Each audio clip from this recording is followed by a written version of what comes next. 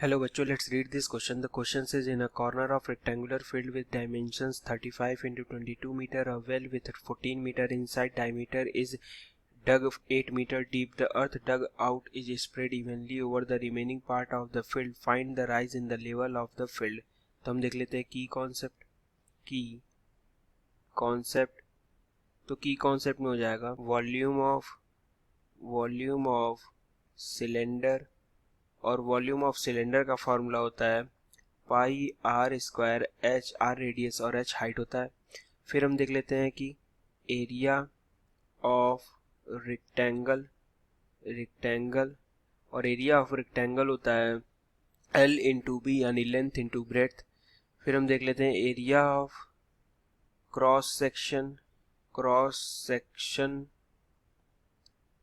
Of cylinder और ये होता है pi r square, r radius हो गया। अब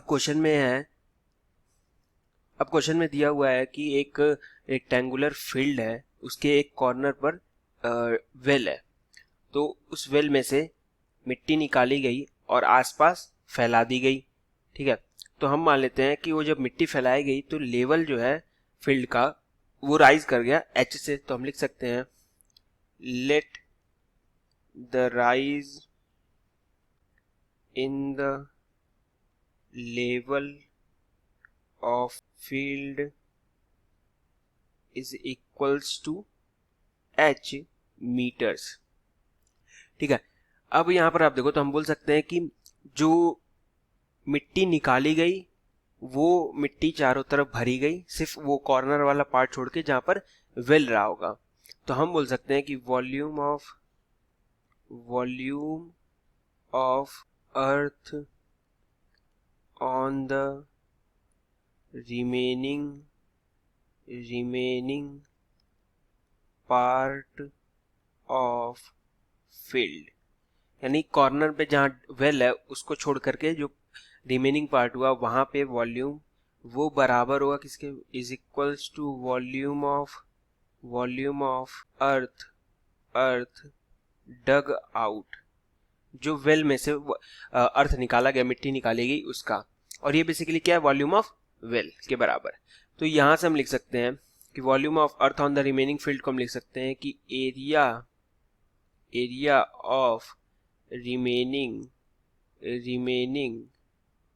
field into H is equals to, क्योंकि एच से राइज किया गया तो इसको हम ये ले सकते हैं, is equals to volume of well, earth dug out is equals to volume of well. तो एरिया ऑफ रिमेनिंग फील्ड क्या हो जाएगा, सिंपल है कि total area of the rectangle वो क्या है 35 इंटू 22 यानी लेंथ इंटू ब्रेड्थ। तो टोटल एरिया 35 इंटू 22 माइनस कर देंगे हम जो वेल होगा उसका क्रॉस सेक्शनल एरिया, क्योंकि उस पार्ट में हम डाल नहीं रहे हैं, तो उसका क्रॉस सेक्शनल एरिया क्या हो जाएगा पाई आर स्क्वायर। तो पाई यानी 22/7 इंटू आर स्क्वायर क्या हो जाएगा, रेडियस ऑफ वेल है यहाँ पर 14 मीटर, ये डायमीटर है तो रेडियस हम लिख लेंगे 14/2 का स्क्वायर यानी 14/2 इंटू 14/2 और into H is equals to volume of well हो जाएगा पाई आर स्क्वायर एच यानी 22/7 इंटू आर स्क्वायर यानी 14/2 इंटू 14/2 इंटू एच, और हाइट ऑफ वेल दिया हुआ है 8 मीटर, तो यहाँ से हो जाएगा इंटू 8।